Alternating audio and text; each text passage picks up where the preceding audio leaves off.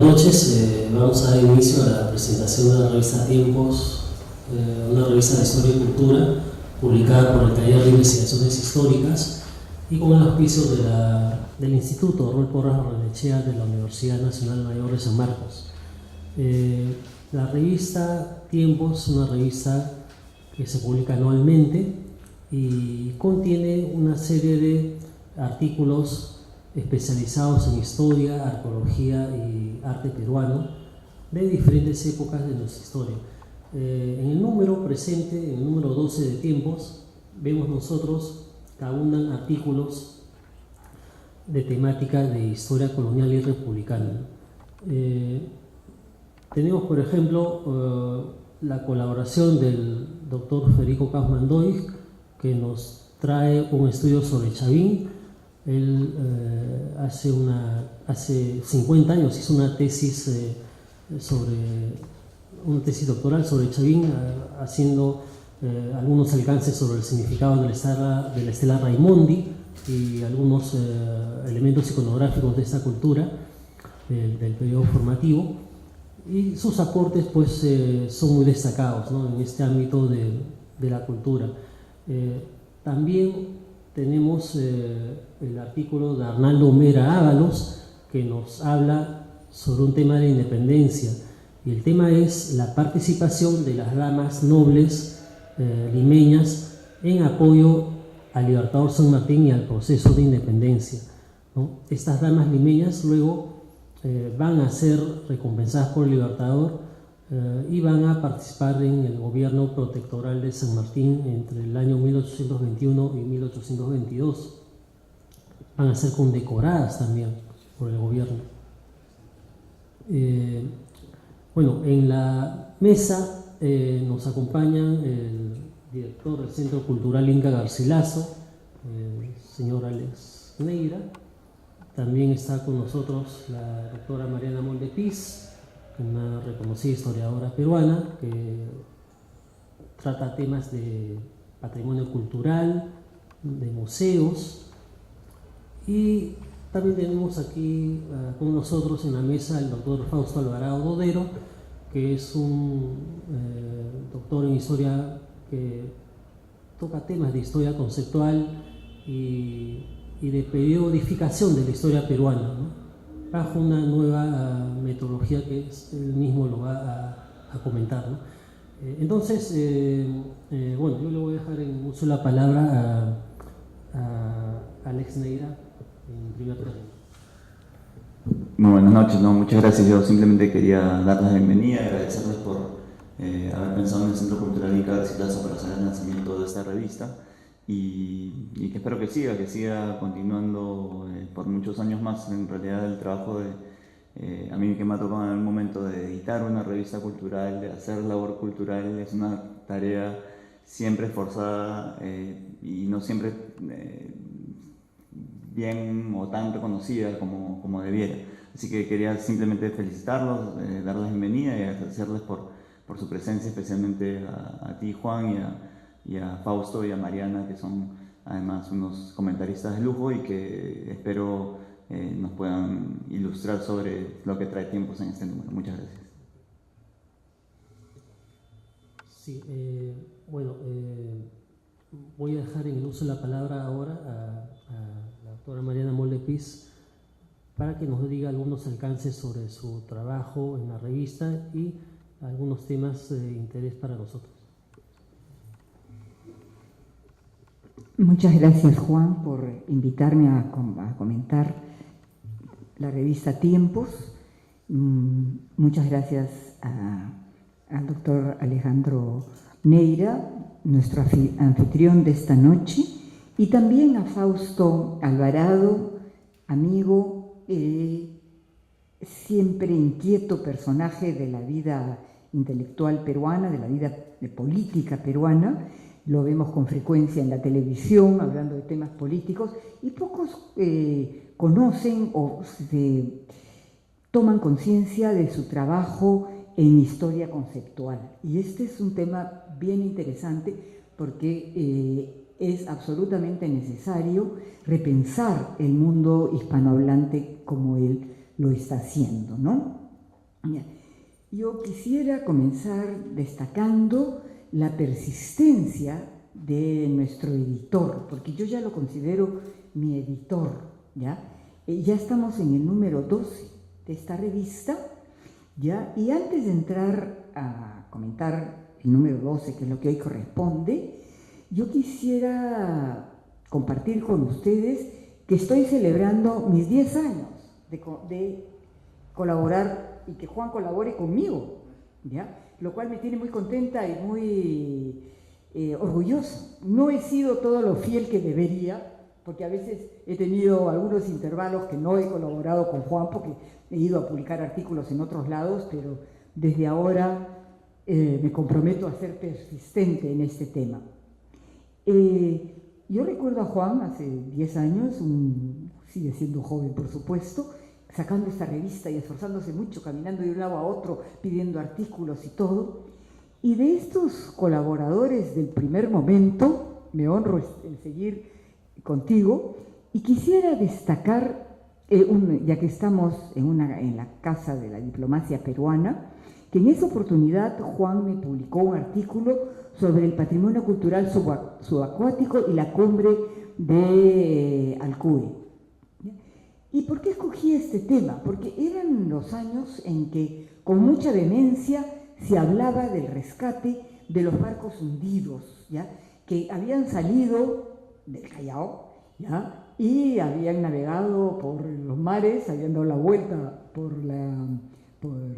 América del Sur, habían pasado a la Argentina, ahí habían recogido más gente y más tesoros y más monedas acuñadas, por supuesto, en la Seca de Lima o en la de Potosí. ¿Ya?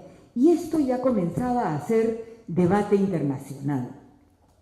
Y aquí quiero permitirme, Alejandro, sugerir que revisemos, y lo uso en plural así porque yo considero que el Perú es un Estado-nación y que tenemos una legislación en que la ciudadanía tiene que decir, y de alguna manera las autoridades, si les parece, lo recogen. Yo en ese momento insistí mucho, porque estaba el hundimiento de la Atocha, que había sido estudiado y trabajado por los piratas del siglo XXI, ¿ya? Que insistían en sacar los tesoros y que eso no tenía bandera y todo. Y cómo España hizo valer sus derechos a estas naves y ganó los juicios. Sin embargo, el Perú, porque no había firmado la Convención del Mar, no pudo participar o ser uno de los miembros de este tema. Yo soy absolutamente contraria a desguazar los tesoros. Yo creo que deben mantener la unidad, ¿ya? En ese momento se alegó que el Perú no podía firmar la Convención de Patrimonio Subacuático porque tenía pendiente los límites con Chile y podía afectar, ¿ya? Bueno, dije yo, gracias a Dios, hoy eso es un problema resuelto y creo que sería bueno tenerlo en cuenta, que por lo menos en la agenda diplomática peruana se tuviera en cuenta. Ya, no afecta a las 200 millas, no es un tema que ahí entra, pero en fin, es tema para conversar. El otro tema que yo quería destacar y valorar el trabajo de Juan como editor es lo que publicó en Tiempos 4. En Tiempos 4, Juan publicó bajo las directivas precisas de Miguel Maticorena, un artículo que después lo han repetido muy prestigiosamente varias autoridades universitarias, Garcilaso de la Vega, no sé ni cuál otra universidad también, Ricardo Palma, con editores de lujo, y ninguno ha reconocido, han publicado este texto de Juan, y ninguno ha reconocido que este texto fue publicado bajo su vigilancia, bajo las directivas de Miguel Maticorena, que estaba vivito y coleando el año, que esto de cuándo es, del 2009, ¿ya? Y tiene el nombre de Historia y Literatura, la Florida del Inca Garcilaso de la Vega, ¿ya? la metáfora del cuerpo organicista. Y este tema creo que le debe interesar mucho a Fausto. Yo quisiera terminar muy brevemente también comentando el último número de Tiempos, ¿ya? Y voy a destacar también algunos de los artículos muy puntualmente. Quiero aquí agradecerle a Juan que publicara un texto difícil de encontrar editor, que lo llamo Auscultando el concepto de Museo Nacional con la razón y el corazón. Y doy cuenta, me parece que entró en la imprenta en agosto del 2017, lo hasta ese momento hecho por el Ministerio de Cultura, sobre todo a través de los medios de comunicación, para promover la construcción de un Museo Nacional de Arqueología en Pachacamac, ¿ya? En desmedro del Museo Nacional de Arqueología, Antropología e Historia del Perú. Este texto es para mí muy valioso, muy importante. Con el permiso de Juan, lo puse en internet y en PDF cuando ya estaba en circulación la edición impresa, pero antes de eso Juan me permitió mandarlo a UNESCO. Por supuesto que nadie me ha contestado, ¿no? Y yo no me hago problemas porque no me conteste, ¿ya?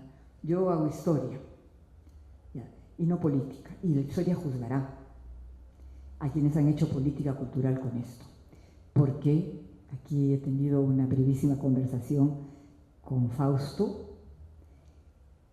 ¿Qué son las irregularidades en la construcción del MUNA de Pachacamac?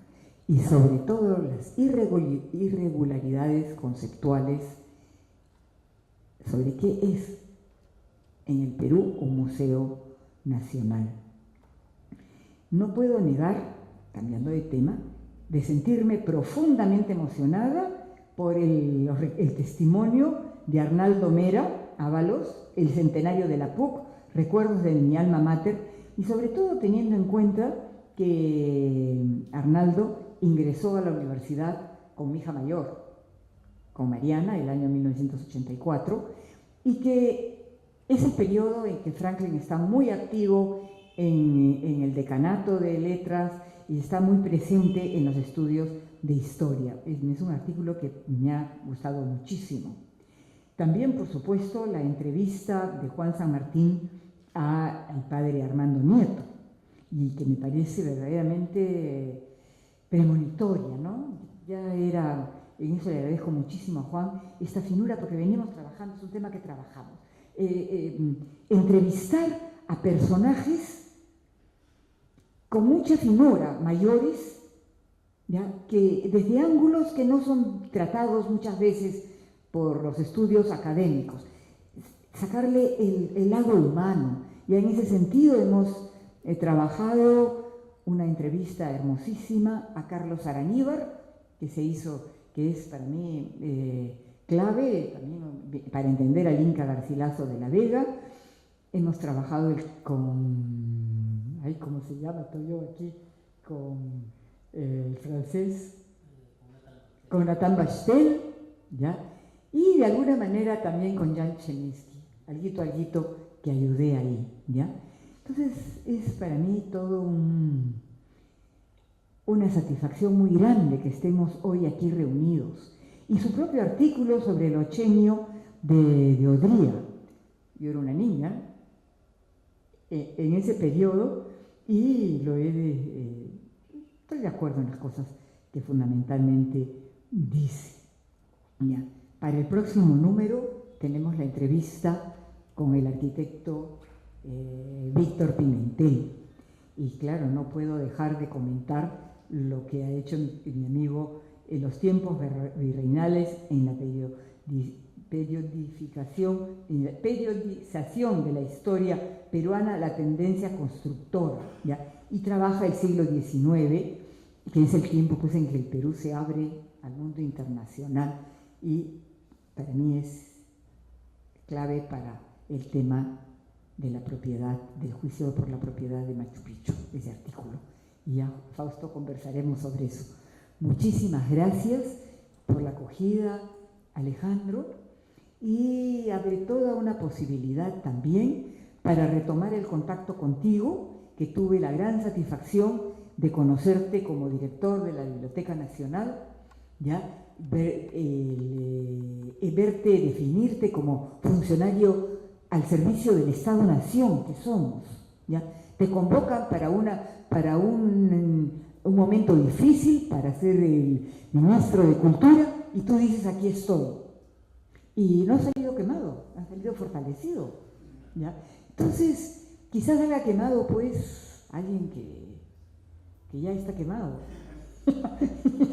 Pero quien es funcionario público, además de tener dotes de novelista, yo reconozco que leo muy poca novela porque soy demasiado pragmática para leer novelas, ¿ya? Cuando veo la televisión y salen tiempo de leer y solo entrevistan a novelistas, digo, yo también tengo tiempo de leer y leo muchísimo, pero no leo novelas. Leo documentos, leo opiniones en internet, leo normativas sobre patrimonio y escribo en función de eso, buscando siempre la realidad nacional, si es que eso existe. Muchísimas gracias. Sí, muchas gracias, Mariana. Bueno, ahora dejamos en el uso de la palabra al doctor Fausto Alvarado, quien colabora ya desde hace algunos años con nuestra revista. Él ha escrito, como dijo Mariana, un artículo muy interesante sobre los tiempos virreinales en la periodización de la historia peruana, la tendencia constructora, ¿no? Un periodo del siglo XIX que, bueno, Fausto nos va a detallar con más detalle. Bueno, muchas gracias y agradeciendo la invitación, este honor de compartir esta mesa con el doctor Alejandro Neira, quien lo vemos luego de haber pasado una etapa que consideramos bastante importante, tanto no solamente para él, sino para el país, donde una persona tan dedicada al quehacer cultural la hemos tenido al frente de lo que es el Ministerio de Cultura. Esperamos que nuevamente tengamos en la conducción de estas altas esferas del Estado a una persona de la trascendencia que tiene él.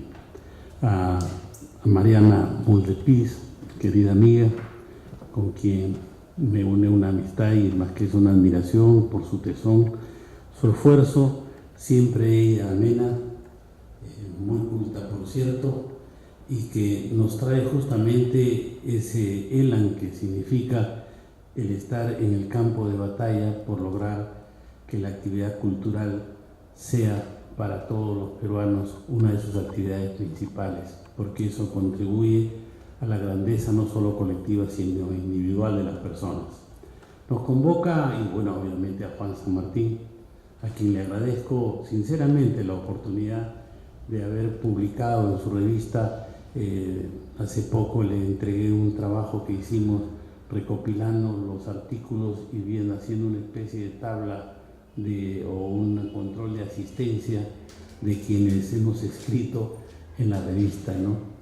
Y para mí siempre fue un honor, o sea, yo empecé en esta tarea ya poco entrado, un poquito, era un joven adulto, vamos a llamarlo así, pero mi entusiasmo por la historia ha sido siempre uno de los rectores de mi vida.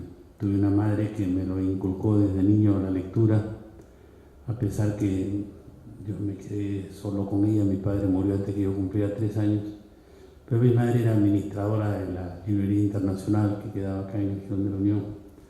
Entonces tenía una formación bastante importante, no solamente en el área administrativa, y yo prácticamente dormía entre las novelas femeninas mayormente, que llamábamos así, de mi madre. Pero acá tenemos una revista de historia y cultura que ya nos trae 12 números en un periodo similar de años que para una revista cultural es verdaderamente importante y trascendente. Y esto me ha llevado a que en breve estará un querido amigo, el doctor Arambide, estará llevando los ejemplares el 10, el 11 y el 12, y si me proporcionan otros más para contribuir a los fondos del Consejo Superior de Estudios Científicos, el CSIC, en España, y también a la Biblioteca Nacional de España, ¿no? Y por otro lado, ya entrando a esta presentación, este número, y cada vez lo que notamos, no solamente la superación en cuanto a la calidad de presentación de la propia edición, ¿no?, sino la calidad de las personas que escriben, la calidad de los artículos, la forma tan bien estructurada como la revista se viene haciendo. Y vemos acá que tenemos una buena presentación, como siempre nos ha acostumbrado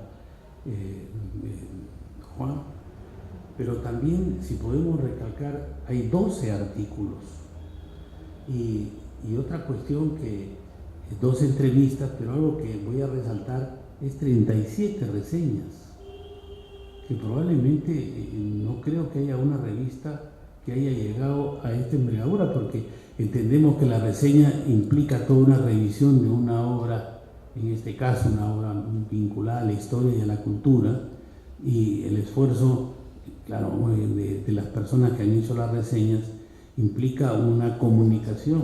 Claro, no quería decir que pero ahí tenemos varios, como voy a hacer mención, que suman en esta tarea.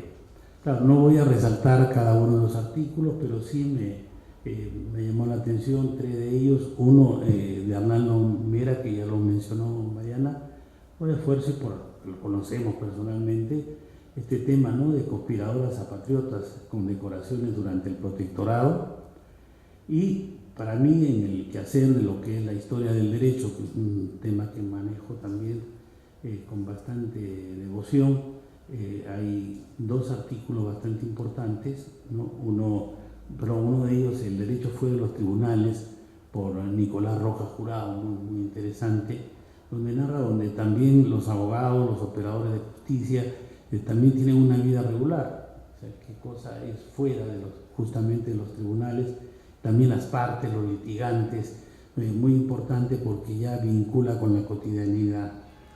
Y la entrevista también bastante interesante, la que se le hace a Eduardo Cavieres Figueroa, que la hace Juan San Martín, acá presente por cierto, ¿no?, sobre Chile, su historia y su relación con el Perú. Y ya entrando acá, voy a referirme a las reseñas, y dentro de esto quiero tocar de estas reseñas 3 que están más o menos en el área que la veo más cercana, ¿no?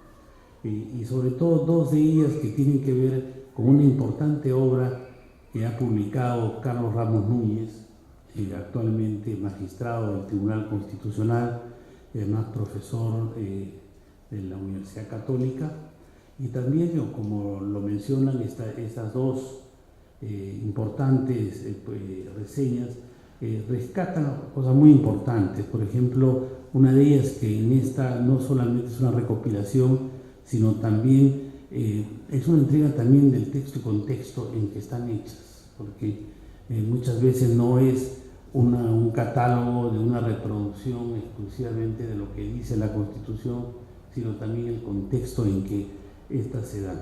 Muchos dicen que la Constitución y las leyes son hijas de su tiempo.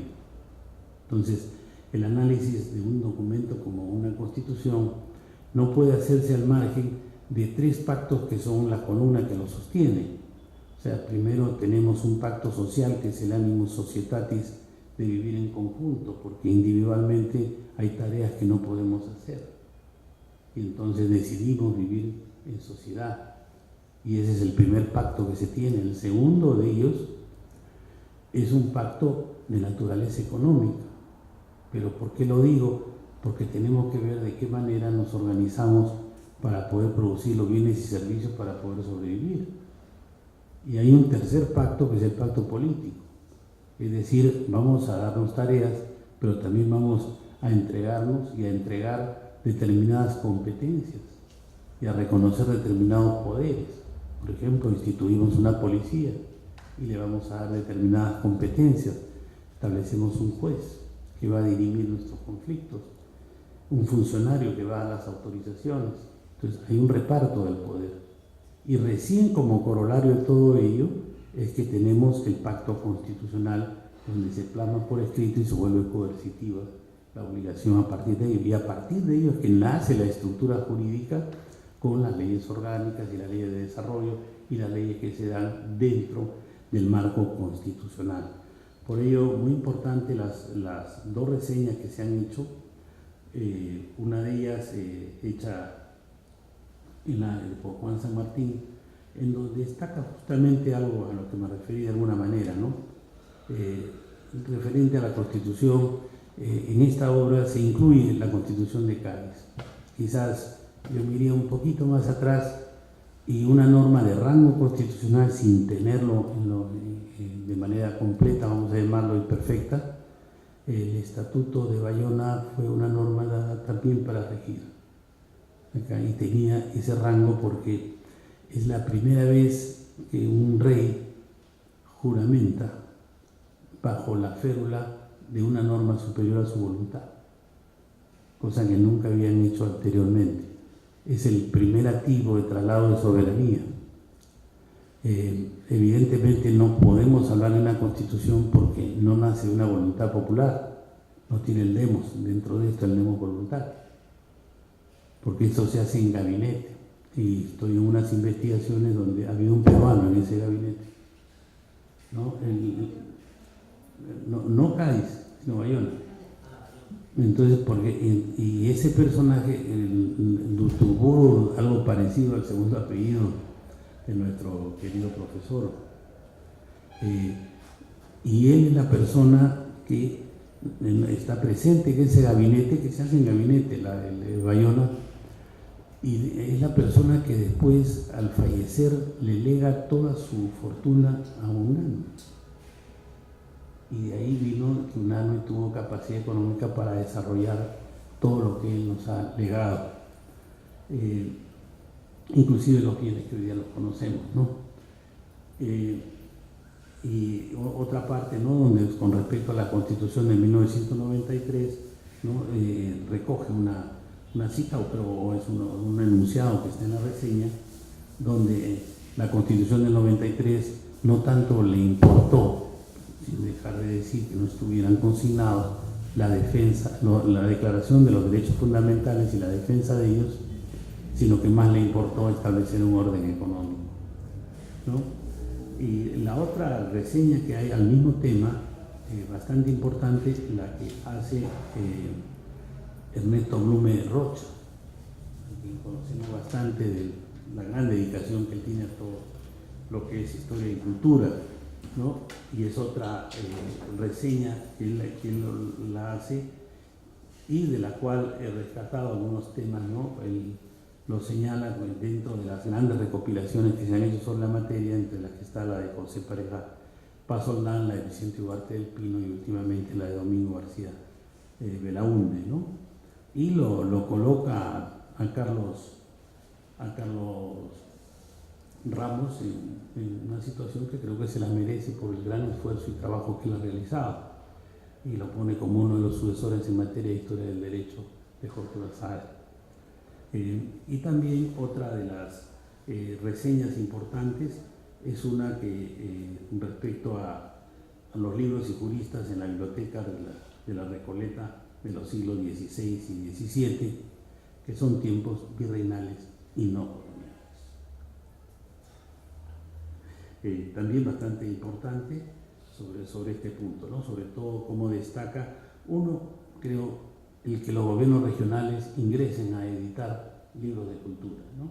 Eso hay que destacarlo dentro de esto, en este caso el gobierno regional de Arequipa, y también el hecho de resaltar como fuentes valiosas para la historia del derecho, ¿no? Y también todos los textos canónicos que son materia de esa recopilación. De esta manera que entro a lo que ha sido mi ligero aporte, que es parte de una saga que me está permitiendo la revista publicar, de lo que ha sido mi tesis doctoral, mi doctorado de Historia de América Latina, Mundos Indígenas, que realizaba en la Universidad Pablo de Olavide en España, en Sevilla, y que lo que trato ahí de hacer ver es cómo los historiadores cuando han hecho historia lineal común, cómo han periodizado la historia, al segmentarla, qué nombre le han puesto. Así de simple, ya no he querido entrar en el tema si las condiciones objetivas que habían en determinada época eran de explotación, de sojuzgamiento y por eso la llamamos colonia, sino en lo que es un orden político, que es el que mayormente ha regido para identificar los periodos. Porque cuando uno habla de colonia no sabemos a qué colonia se refiere, porque la colonización de los Andes es mérito de los andinos. Y eso ha sucedido antes de la llegada del hombre europeo y continúa después, que vamos a decir formalmente, se fue el hombre europeo del gobierno. Entonces, cuando uno habla de colonización, no sé si se refiere a la colonización de los Wari, no sé si se refiere a lo de los moches, cuando colonizaron, porque colonización es convertir territorios yermos en territorios que son ocupados por seres humanos. Entonces, hay esa confusión conceptual que es la que trato de aclarar, porque cuando decimos tiempos virreinales sí estamos encajándolo cronológicamente y con toda la precisión. Si yo digo arte virreinal, si digo arte colonial, la verdad no sé si lo hicieron los Guaris, no entiendo. ¿No? O si todavía se está haciendo en la selva donde dicen que todavía estamos colonizando. Pero cuando digo arte virreinal, sí estoy localizándolo en el tiempo, fijándolo en el tiempo. Estoy diciendo 1542, 1824, si quieren algunas laderas al costado. Entonces, ya no he querido atacarlo porque desde el otro punto, claro, vienen los temas del anacronismo, de aplicar los conceptos de hoy a los tiempos pasados. Pero cuando uno entra a las historias conectadas, ¿no? Y uno se da cuenta que estos sistemas de explotación, quizá donde más se vivían, era también en la llamada metrópoli, en España. Entonces, no puede calificar como tal el hecho de que hubiera habido dependencias, sojuzgamiento, explotación, porque en España, en los reinos españoles, que ni siquiera los reyes eran españoles, no tenían patria. Los reyes que más gobernaron la monarquía católica fueron Carlos V, o Carlos I de España, Carlos V de Alemania, que era nacido en Cantes, hijo de un alemán, y que no hablaba castellano. Y gobernó desde el 1516 hasta 1558. Y más tiempo pasó en Viena que en Madrid. Y después tenemos el caso de Felipe V. Felipe V era nieto del rey Sol, de Luis XIV, hijo de Felipe V, el duque de Anjou. Su padre era el delfín del rey Sol. Y entonces resulta siendo un rey de España que no hablaba castellano. Y él llega a España a los 15 años.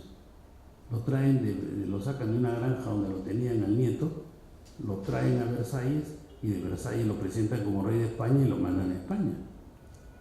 Entonces, ¿qué tenemos que decir con eso? Que también tenían reyes extranjeros.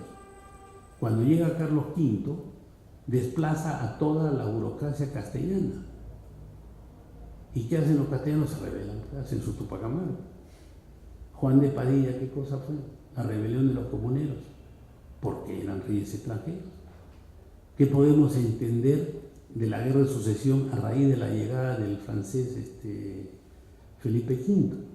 Donde no solamente él gobierna hasta el año 46, tiene un intervalo de un año de Luis I, su hijo, que solamente dura 9 meses porque se muere, y hasta el año 46, y el 46 lo cede al hijo de su primer matrimonio, que es Fernando VI. Y cuando muere Fernando VI, pasa al hijo de su segundo matrimonio, que era con la parmesana, que es Carlos III. Y después lo sigue Carlos IV, su nieto. Entonces, trato de decir que las monarquías no tienen, pues, no tienen patria. Y por otro lado, los regímenes de la minería que había en Alemania, la minería que había en Andalucía, eran tan, si queremos llevarlo al tema de explotación, eran tan fuertes como los nuestros. Y ahí está Río Tinto, ahí pueden ir a pasear. Entonces, no es el tema que califique una época, el tema de hablar de explotación, de sojuzgamiento, porque el mundo entero estaba organizado en donde la soberanía estaba en poder de una familia y de una persona. Y como tal, el gran cambio que se va a tener, y ahí ya entro en materia, el gran cambio que se va a tener en lo que Koselleck llama el Sattelfest, que es entre 1750 y 1850, es justamente el cambio de la soberanía, y que es holístico. Y es América los primeros que van a generar las naciones. Y eso regreso a las constituciones. Y mi tesis doctoral de Derecho es la aurora constitucional en Hispanoamérica, que es cuando se dan en Hispanoamérica constituciones anteriores a Cádiz. Y no son las ideas liberales, llamémosle, que vienen de allá para acá, sino van de acá para allá. Primero tenemos en América la constitución en Norteamérica, y bueno, me dirán, no, eso es Estados Unidos, sí, pues América. Entonces, esa distancia en ese periodo que lo que llama tiempos acelerados, hace el nacimiento de justamente las naciones. El Perú, como nación, es anterior a Italia. Y me dirán, no, está loco. Italia recién se va a formar cuando Garibaldi, que dicho de esos pasos, hace su estancia acá en Lima, ¿no? Y en Buenos Aires, y después las ideas justamente de formación de nación es que lo hace llegar con Cavour o Víctor Manuel, y logran la independencia del Imperio Austrohúngaro, de toda la parte norte de Italia, y recién la Italia se va a formar a partir, ni qué decir de Alemania, y ni qué decir de España. Pero ¿qué es lo que pasa? Y ahí voy a mi trabajo, que hay un sujeto histórico. España es un sujeto histórico, Italia es un sujeto histórico, Alemania es un sujeto histórico. ¿Y por qué? Porque se apropian del pasado. Pues. ¿Quién le va a negar a Italia que son dueños del Imperio Romano? ¿Y quién le va a negar al Perú que son dueños de los incas? Pero sin embargo, si nosotros buscamos el fonema siquiera de Perú, es posterior a los incas, pero sin embargo nos apropiamos de los incas, porque hay que tomarlo como un sujeto histórico. Entonces, cuando viene justamente la necesidad, donde ese cambio de soberanía, donde va a pasar de una familia a un rey, dicho sea de una persona, yo sé paso todas las constituciones en Hispanoamérica y en España, lo primero que dicen es que la soberanía está en el pueblo y no le pertenece ni a una familia ni a una persona. Miren la declaración expresa en un artículo. Todas tienen ese artículo, porque el gran cambio político no es propiamente la independencia. El gran cambio político es el cambio de la soberanía, y eso va a pasar en todo el mundo. Entonces nadie tiene por qué sentirse más adelantado que otros. Entonces, al nacer ese sujeto histórico, tiene la necesidad de una historia lineal, común y centrípeta. Un término que también se me ha ideado por ahí. No, centrípeta quiere decir unificante. Y entonces la historiografía va a estar en ese camino hacia el constructo nacional.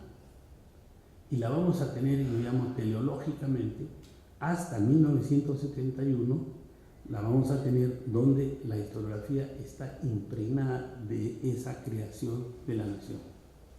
Recién a partir del sesquicentenario es que siento que la historiografía empieza a abrirse, porque la historia no es pues una piedra donde no sale agua.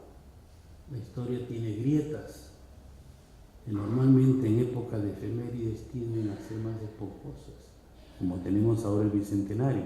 Remueve la historiografía y genera, como decía un escritor, Jaime Vincent Vives, por esas grietas pequeñas, por lo que sea, ingresan y salen interpretaciones.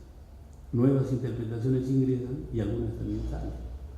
Y las efemérides son eso, ¿no? Y dentro de esa necesidad de generar la historia lineal y común, entonces viene la tarea de segmentarla, porque toda junta tampoco entra pues en ningún cerebro.